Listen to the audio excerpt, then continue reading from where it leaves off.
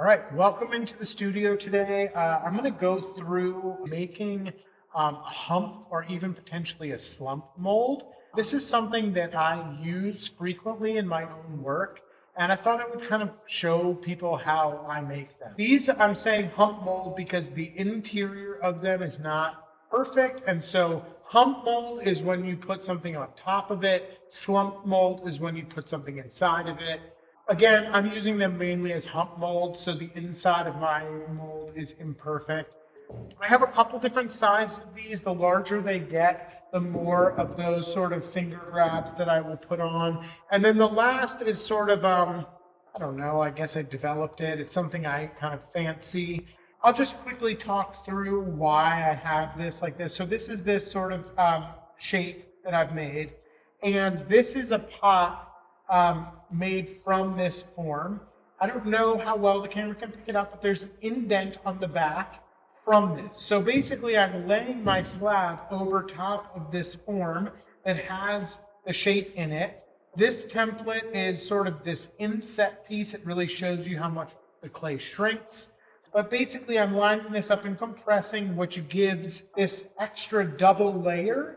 And then I've layered another slab in there, but this could just be an inset section of the slab. I hope I'm articulating that well. And again, this is like a little bigger picture, but we're gonna just talk about just a normal hump mold today.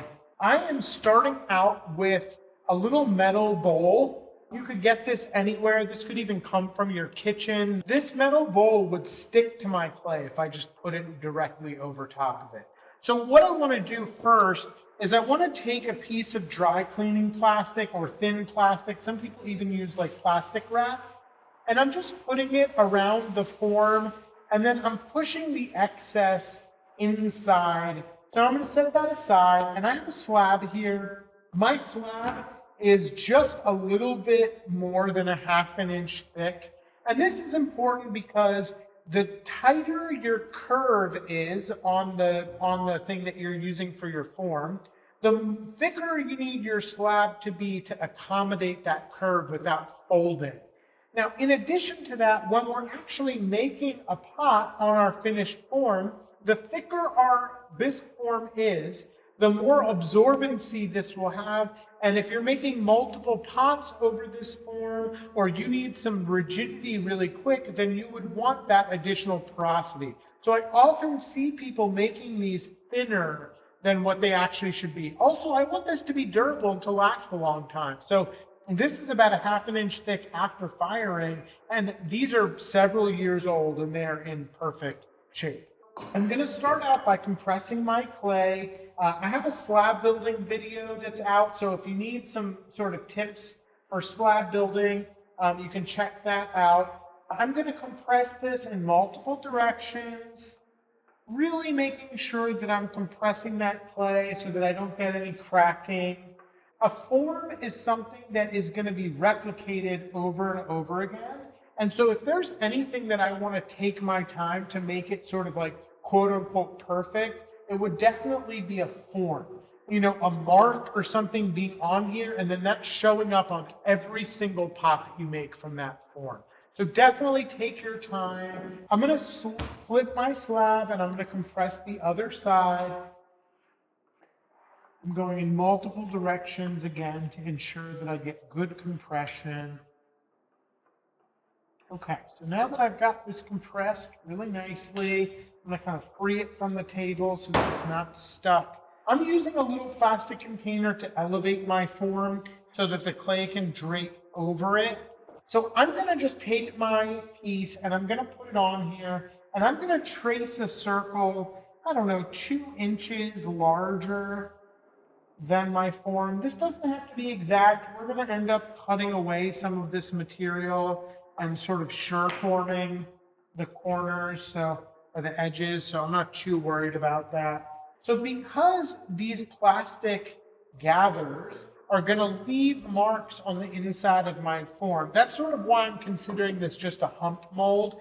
If I was to want to use this as a slump mold, I could try the best that I could to remove these, or I could make a slump mold from my hump mold so that this is perfectly smooth and the form that comes off of it would be perfectly smooth on the inside.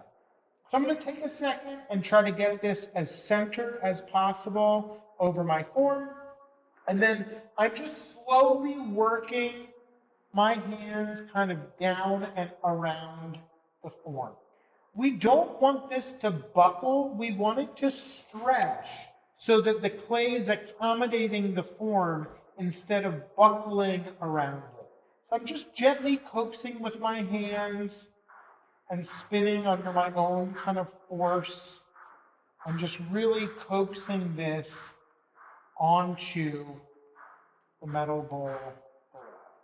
Okay, now that I'm pretty confident that I've covered my whole form or stretched this kind of over my whole form, I can go ahead, and I really like to use a wire knife to cut this. It looks like a U shape with like a piece of cutting wire, but I don't have that luxury right now. So I'm just going to take my pin tool and I'm just cutting along the very base of my metal bowl. I'm actually holding my hands still and rotating my form so that I can cut reasonably even all the way around.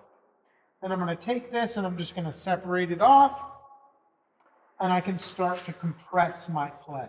So I just want to take my rib and I'm kind of dragging diagonally back to make sure that this is conforming well to the form underneath of it and getting nice and smooth. Again, I want to be really aware of the surface of the pot so that I'm not imparting any irregularity into this.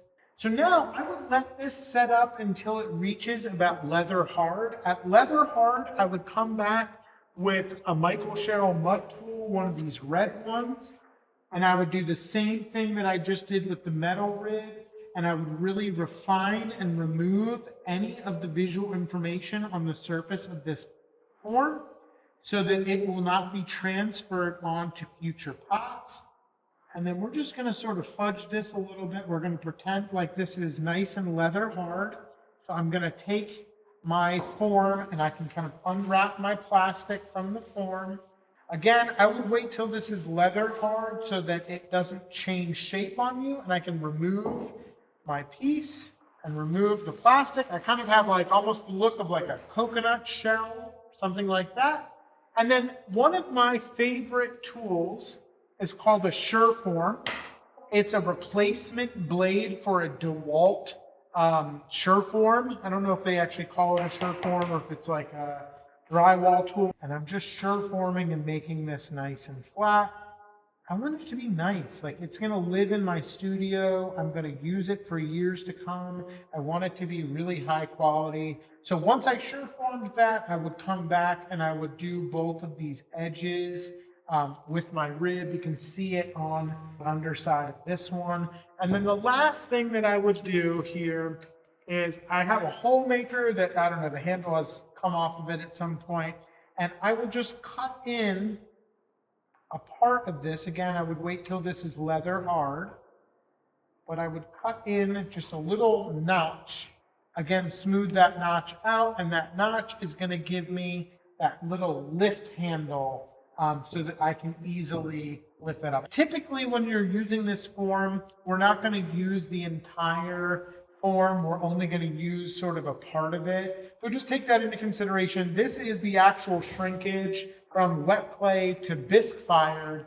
It's somewhere around like 8% shrinkage or something like that, 9% shrinkage. And then when I make a form on, like when I make the actual pot on this, it is 14% from wet clay all the way through. So, you know, I'm not a mathematician. I married someone who's good at math, so I'm not going to do the math for you, but it shrinks a lot. If you have any questions, or if there's any other tutorials that you'd like to see, or you'd like to kind of do a deeper dive into my own work or things that I'm working on, you just let me know and I'm happy to help. So if you're not good at math like me, I have a video on the shrink ruler and sort of how we use that to accommodate shrinkage in our own work. Like most of you out there, I'm a very visual person, and so seeing how big my pot should be before it shrinks it will give you a real visual representation of the size that your pot should be in order to be X size when it comes out of the kiln.